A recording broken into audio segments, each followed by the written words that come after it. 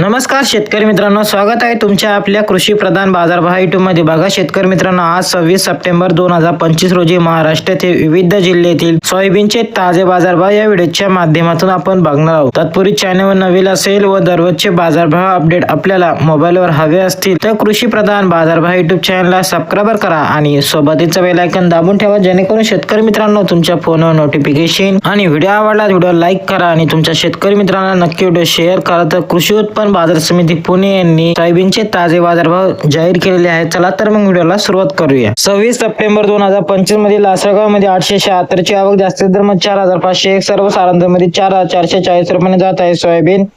तसेच लासलगाव विचार मध्ये 780 ची आवक, जास्तीत दर 4601, सर्वसाधारण 4500 रुपये जात आहे सोयाबीन. तसेच छत्रपती संभाजीनगर मध्ये 8 ची आवक, जास्तीत दर 4150, सर्वसाधारण 3500 रुपये जात आहे सोयाबीन. तसेच मांजरगाव मध्ये 100 ची आवक, जास्तीत दर 4451, सर्वसाधारण 4286 रुपये जात आहे सोयाबीन.